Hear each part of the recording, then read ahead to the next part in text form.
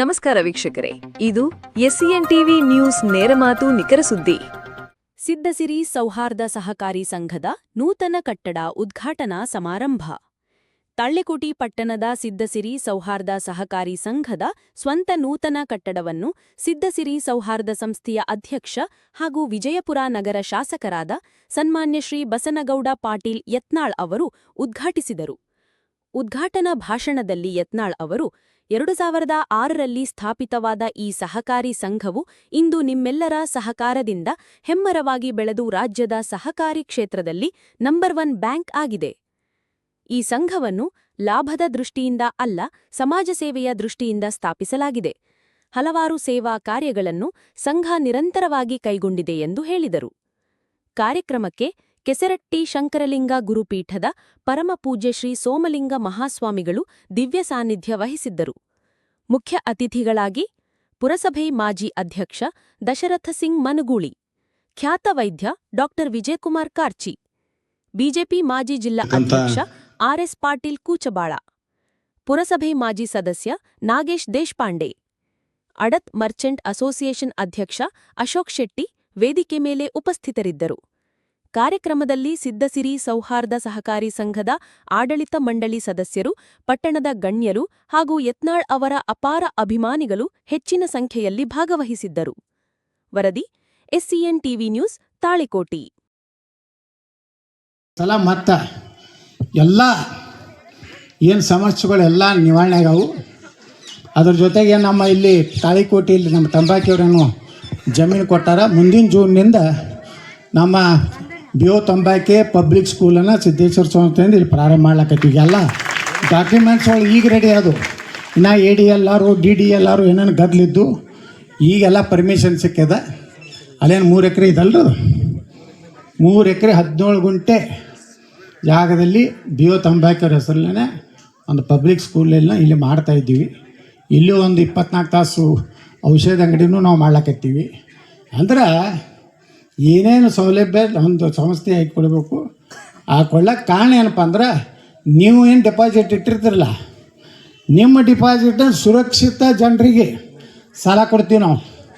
ಇಲ್ಲಿ ಯಾರು ರೊಕ್ಕ ತಿಂದು ಡೈರೆಕ್ಟ್ ರೊಕ್ಕ ತಿಂದು ಸ್ಟಾಫ್ನವ್ರು ತಿಂದು ₹1 ಎಲ್ಲೂ ಕೊಡೋಲ್ಲ. ಒಬ್ಬಳು ಕಸ್ಟಮರೇ ನಾವು 450 ಕೋಟಿ ರೂಪಾಯಿ ಕೊಟ್ಟಿವಿ. ಅಷ್ಟು ದೊಡ್ಡ ಆಸ್ತಿ ಕೊಟ್ಟಾರೆ. ನಿನ್ನೆ ಒಂದು ಕಸ್ಟಮರ್ ಬಂದದೆ ಬೆಂಗಳೂರದಾರ, ಯಾರ್ದು ಆಸ್ತಿ ಎಟ್ಟೈತಂದ್ರೆ 2,500 ಕೋಟಿ ರೂಪಾಯಿ. ಅವ್ರಿಗೆ ಎಷ್ಟು ರೊಕ್ಕ ಸಾಲ ಬೇಕಾಗೈತೆ ಅಂದ್ರೆ 500 ಕೋಟಿ ರೂಪಾಯಿ ಬೇಕಾಯ್ತು. ಧೈರ್ಯ ಮಾಡಿ ಕೊಡ್ತೀವಿ, ವಸೂಲು ಮಾಡ್ತೀವಿ. ವಸೂಲಕ್ಕೆ 25 ಗಾಡಿ ಅದ ನಮ್ಮ ಸಿದ್ಧಸಿರಿ ವಸೂಲಿ ಸಾಲ ವಸೂಲಿ ವಾಹನತೆ ಬರೆದ್ಬಿಟ್ಟಿವಿ. ಯಾರ ಮನೆ ಮುಂದೆ ಹೋಗಿತ್ರ ಅಂಜಾರು ಕೊಡ್ಬೇಕು ನಮ್ಮ ರೊಕ್ಕ.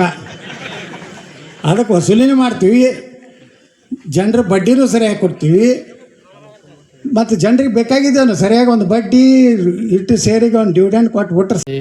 ನಮ್ಮೆಲ್ಲರಿಗೆ ತಾಳಿಕೋಟಿ ಪಟ್ಟಣದಲ್ಲಿ ಸ್ವತಂತ್ರವಾಗಿ ಒಂದು ಕಟ್ಟಡ ಉದ್ಘಾಟನೆ ಮಾಡಿಕೊಟ್ಟಿರುವಂಥ ಈ ಕಾರ್ಯಕ್ರಮದ ಉದ್ಘಾಟನೆಯಲ್ಲಿ ಪಾಲ್ಗೊಂಡಿರುವಂಥ ನಮ್ಮವರು, ನಮ್ಮೆಲ್ಲರ ವಿಚಾರಧಾರೆ, ನಮ್ಮೆಲ್ಲರನ್ನ ಸಂಸ್ಕೃತಿ ಕಡೆಗೆ ಕರೆದೊಯ್ಯುವಂಥ ವ್ಯಕ್ತಿತ್ವ, ಅದು ಕರ್ನಾಟಕದ ಹುಲಿ, ಹಿಂದೂ ಹುಲಿ ಅಂತ ನೀವೆಲ್ಲರೂ ಹೇಳ್ತಿರಲ್ಲ, ಅದು ಏನಾದರೂ ಎತ್ತಂದ್ರೆ ಅದು ಬಿಜಾಪುರ ಜಿಲ್ಲಾದಲ್ಲ ಅದು ಅಂತ ಹೇಳಬೇಕು ನಾವು.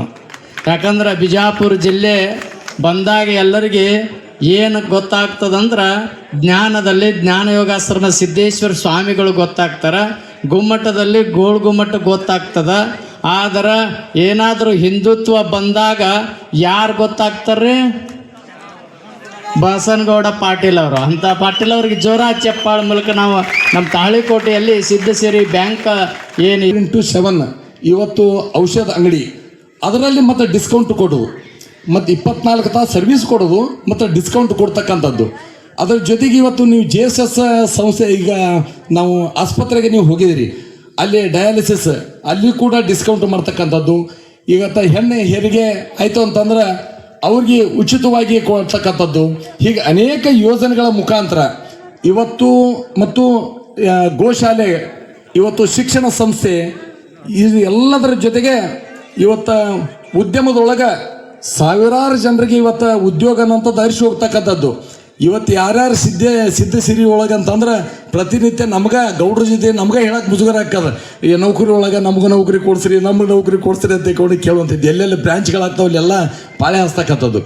ಈ ರೀತಿ ಒಳಗೆ ನಮ್ಮ ಜಿಲ್ಲೆಯ ಒಬ್ಬರ ನಾಯಕರು, ಅದು ರಾಜಕೀಯ ಕ್ಷೇತ್ರದಲ್ಲಿ ಇದ್ದಂಥವ್ರು, ಇಂಥ ಒಂದು ಕ್ಷೇತ್ರದಲ್ಲಿ ಉದ್ಯಮ ಕ್ಷೇತ್ರದಲ್ಲಿ ಇಷ್ಟು ದೊಡ್ಡ ಮಟ್ಟಕ್ಕೆ ಬೆಳೆಸೋದ್ರ ಜೊತೆಗೆ ಸಾಕಷ್ಟು ಜನರ ಕೈಗಳಿಗೆ ಉದ್ಯೋಗ ಕೊಡ್ತಕ್ಕಂಥದ್ದಲ್ಲ, ಅದು ನಿಜಕ್ಕೂ ನಾವೆಲ್ಲರೂ ಅವ್ರಿಗೆ ಒಂದು ಅಭಿನಂದನೆ ಎಷ್ಟು ಹೇಳಿದ್ರು ಅದು ಸಾಕಾಗೋದಿಲ್ಲ.